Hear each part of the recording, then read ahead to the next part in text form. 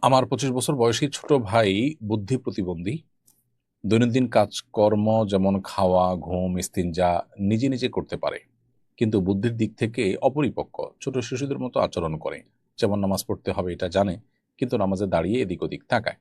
এছাড়া টাকা গোনা, সময় দেখা এগুলো পারে না। নারীর প্রতি জৈবিক আকর্ষণ কাজ করে কি না আমরা জানি না।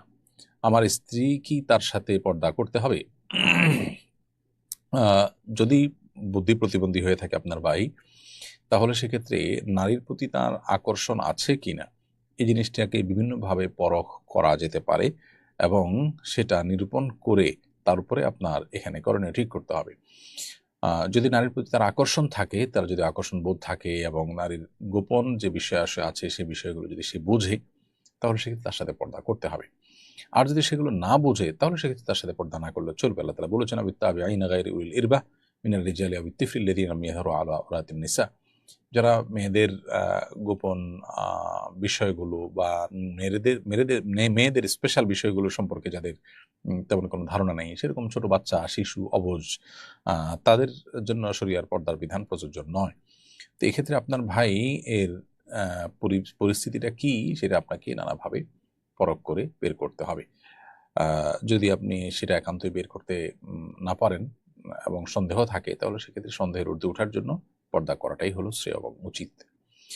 জুলাই স্মৃতি জাদুঘরে অনেক ভাস্কর্য স্থাপিত হয়েছে, এ নিয়ে অনলাইনে মিশ্র প্রতিক্রিয়াও দেখা যাচ্ছে। আপনার অভিমত কি জানতে চাই। প্রিয় দর্শক, আমার অভিমত গুরুত্বপূর্ণ নয়।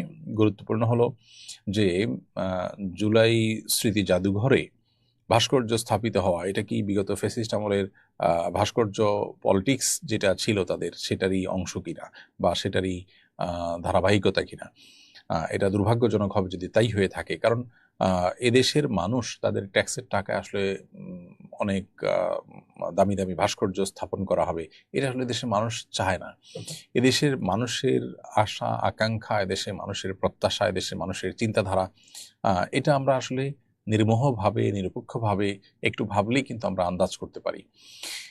এদেশের মানুষ এই সমস্ত অহেতুক অনর্থক কাজে টাকা পয়সা খরচ করাকে কখনো সমর্থন করে না। সেই জায়গা থেকে আমরা বলবো, জুলাই স্মৃতি জাদুঘরে এই সমস্ত ভাস্কর্য স্থাপন করার কোনো মানে নেই।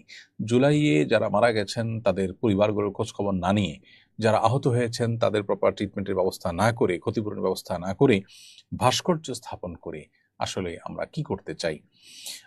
এটা আমার মনে হয় নতুন করে ভাবা উচিত। এই যে গতানুগতিক কাজ, এই যে আপনার বিগত সময় থেকে চলে আসা ভাস্কর্য কালচার, এগুলো থেকে আমাদের বেরিয়ে আসাটা খুবই প্রয়োজন। আমি মনে করি এটা গণমানুষের টাকাকে গণমানুষের আশা আকাঙ্ক্ষার বিপরীতে খরচ করার শামিল। এদেশের ধর্মপ্রাণ মানুষরা ধর্মীয় কারণেও ভাস্কর্য, কোনো প্রাণীর ভাস্কর্য তারা পছন্দ করেন না। আপনি এ ব্যাপারে যদি জনগণের মতামত নিতে চান, বহু উপায় আছে মতামত গ্রহণ করার। আমার তো দৃঢ় বিশ্বাস যে জনগণের মতামত নেওয়া হলে মানুষ এটাকে প্রত্যাখ্যান করবে। পাত্র নির্বাচনের ক্ষেত্রে মেয়ের বাবা হিসেবে পাত্রের কোন কোন দিক লক্ষ্য করা জরুরি? অনেক মানুষ পাত্র নির্বাচনের ক্ষেত্রে সর্বপ্রথম দেখে পাত্র সম্পদশালী কিনা। অনেক প্রসিদ্ধ বুজুর্গ আলেমকেও এমন করতে দেখা যায়। এ ব্যাপারে আপনার মন্তব্য জানতে চাই। দেখুন, পাত্রের সম্পদ আছে কি, বিশেষ করে সেটা পাত্রীকে আপনার ভরণ পোষণ দেওয়ার জন্য তার উপযুক্ততা প্রমাণ করে কিনা, এতটুকু তার অর্থনৈতিক সক্ষমতা নিরূপণ করাটা দোষের কোনো বিষয় নয়। কিন্তু যদি শুধুমাত্র টাকাটাকেই অগ্রাধিকার দেওয়া হয় এবং বিয়ে দেওয়া হয়, তাহলে সেক্ষেত্রে সেটা অবশ্যই ত্রুটিপূর্ণ বিষয়। একজন ইমানদারের যে দৃষ্টিভঙ্গি, সেটি এমনটি হওয়া উচিত নয়। এক্ষেত্রে আপনি যেমনটি বললেন যে কোনো বুজুর্গ আলেমকে এমন করতে দেখেছেন, আসলে আপনি যাকে বুজুর্গ আলেম বলছেন, তিনি যদি বাস্তবেই এমন করে থাকেন, তাহলে আদৌ তিনি বুজুর্গ আলেম কিনা, নাকি আপনি আপনার ধারণা বললেন যে তাকে বুজুর্গ আলেম বলছেন। মূলত নবী করিম সাল্লাল্লাহু আলাইহি ওয়াসাল্লামের প্রসিদ্ধ যে হাদিস আছে, সেই হাদিস আমাদের সামনে রয়েছে। তিনি বলেছেন যে তুনকাহুল মারআতু লিআরবা, সাধারণত 4টি বিষয় দেখে মেয়েদেরকে বিয়ে করা হয়। এই বিষয়গুলোর মধ্যে থেকে একটা হলো লিমারিহা, তার সম্পদ দেখে; ওলি হাসাবিহা, তার বংশ মর্যাদা দেখে; ওলি জামালিহা, তার সৌন্দর্য দেখে; ওলি দিনিহা, তার ধার্মিকতা দেখে। ওই যে বলেছেন ফাসবার বিজাতিদ দিন। তো তোমরা ধার্মিকতা দেখে বিয়ে করে তোমরা সফল হওয়ার চেষ্টা করবে। এই যে ধার্মিকতাকে অগ্রাধিকার দিয়ে নবী সাল্লাল্লাহু আলাইহি ওয়াসাল্লাম বিয়ে করতে বলেছেন। এখান থেকে পরিষ্কারভাবে বোঝা যায় যে অন্য সব দিক দিয়ে কম্প্রোমাইজ করা হলেও ধার্মিকতায় কম্প্রোমাইজ করা উচিত না এবং এটাকে সবচেয়ে আগে এবং সবচেয়ে গুরুত্বের সাথে দেখা উচিত, টাকা-পয়সাকে নয়। তিরমিজির আরেকটা হাদিস আবু হাতিম আল-মুজানি রাদিয়াল্লাহু তাআলা থেকে বর্ণিত যে নবী করিম সাল্লাল্লাহু আলাইহি ওয়াসাল্লাম ইরশাদ করেছেন, "ইযা জাআকুম মান তারদাউনা দীনাহু ওয়া খুলুকাহ", যখন তোমাদের কাছে তোমাদের আ মেয়েদের জন্য বা ছেলেদের জন্য এমন কোনো মানুষ পাবে যে তার আখলাক আচরণ, তার দিনদারিতায় তোমরা সন্তুষ্ট।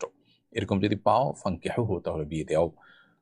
আ এই যে দিনদারিতা এবং আখলাকে উম যদি কেউ ভালো হয় তাহলে সেক্ষেত্রে উম আ তাকে অগ্রাধিকার দিতে বলা হয়েছে। এখান থেকে বোঝা যায় যে মানুষের ব্যক্তিত্ব, মানুষের আমল, মানুষের তাকওয়া, মানুষের দিনদারিতা, ধার্মিকতা এগুলো বেশি খোঁজা উচিত বিবাহ-শাদীতে, যেটা আজকাল খুব একটা খোঁজা হয় না। এগুলোকেই সেকেন্ডারি অথবা আরো পরবর্তী লেভেলের জিনিস মনে করা হয় এবং সবচেয়ে গুরুত্ব দেওয়া হয় টাকাকে। হ্যাঁ, আবারও বলছি, এতটুকু টাকা তো অবশ্যই দেখতে হবে যে এই পাত্রীকে ভরণ-পোষণের ব্যবস্থা তার স্ট্যাটাসে দিতে পারবে কিনা।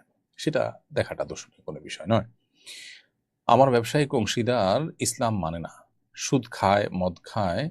আমি ব্যবসা ছাড়তে চাই, কিন্তু সে বলছে শর্ত ভাঙলে ক্ষতিপূরণ দিতে হবে। এরকম পরিস্থিতিতে আমার করণীয় কি? ফাসিক ব্যক্তির সঙ্গে অংশীদারের ভিত্তিতে ব্যবসা করার কারণে আমি গুনাহগার হচ্ছি কিনা? আ ব্যক্তি ফাসেক হলেও তার সাথে ব্যবসা করাটা শরীয়ত দৃষ্টিকোণ থেকে নিষিদ্ধ নয়। আপনি যে ব্যবসা করছেন সেই ব্যবসার পলিসি কি? কিসের ব্যবসা করছেন? সেখানে কোনো হারাম বিষয় আছে কিনা? এটা হলো মুখ্য বিষয়। আপনার তার সাথে করা ব্যবসাটা যদি বেসিক্যালি বৈধ ব্যবসা হয়, বৈধ কোনো কাজ হয় এবং সেখানে পলিসিগত কোনো বিষয় যদি শরিয়ার সাথে সাংঘর্ষিক কোনো বিষয় না হয়, তাহলে সেক্ষেত্রে তার সাথে ব্যবসা করাতে কোনো আ শরিয়ার দৃষ্টিকোণ থেকে আপনার জন্য গুনাহের বিষয় নয়। এবং আ এ এ তার এরকম ব্যবসা ভেঙে ফেলাও তার সাথে আপনার জন্য আবশ্যক নয়। মাহবুব আমিন আপনি লিখেছেন, আমার বোন খ্রিস্টান মিশনারি নার্সিং কলেজে পড়াশোনা করে। এজন্য অনেকেই বলছে সে নাকি খ্রিস্টান হয়ে যাবে। এ ধরনের কথা বলা জায়েজ আছে কিনা? খ্রিস্টান মিশনারি নার্সিং কলেজে পড়া বা খ্রিস্টানদের ধর্মীয় কোনো শিক্ষা প্রতিষ্ঠানে পড়া, এটা মৌলিকভাবে কোনো ঈমান বিধ্বংসী বা ইসলাম থেকে খারিজ করার মতো কোনো বিষয় নয়। বিধায় আপনার বোন সেখানে পড়লেই যে ইসলাম থেকে খারিজ হয়ে যাবে, এরকমটি বলা সঠিক নয়। তবে সেই সাথে আ এও আমাদের মাথায় রাখতে হবে যে এ ধরনের প্রতিষ্ঠানে যদি কেউ পড়াশোনা করে, তাহলে সেক্ষেত্রে অনেক সময় এই প্রতিষ্ঠানগুলো আ সুকৌশলে শিক্ষার্থীদের মধ্যে তাদের চিন্তা চেতনা, তাদের ধর্মীয় বিষয়গুলোকে তারা অনুপ্রবেশ ঘটানোর চেষ্টা করে। অতএব সেখান থেকে আপনার বোনকে সতর্ক রাখতে হবে এবং এক্সট্রা কেয়ার করতে হবে যে সেরকম কোনো বিষয় যেন না ঘটে। অর্থাৎ তিনি যদি তার ঈমানকে সেভ করতে পারেন, ঈমানকে যেন আ হেফাজত করতে পারেন, সে বিষয়টি তাকে নিশ্চিত করে তারপর সেখানে তিনি পড়াশোনা করতে চাইলে সেটা আসলে দৃষ্টিকোণ থেকে জায়েজ হতে পারে। আ যদি রিস্কি হয় তাহলে সেক্ষেত্রে ঈমান রক্ষার প্রয়োজনে এ ধরনের প্রতিষ্ঠান এভয়েড করা উত্তম। তবে যদি কেউ সেখানে পড়েন এবং নিজের ঈমান, আমল সবকিছু আপন জায়গায় তিনি ঠিক রাখেন, তাহলে সেক্ষেত্রে আ তার জন্য সেই পড়াটাই ইসলাম থেকে খারিজ হওয়ার কারণ হবে, এরকমটি মনে করবার কোনো কারণ নেই।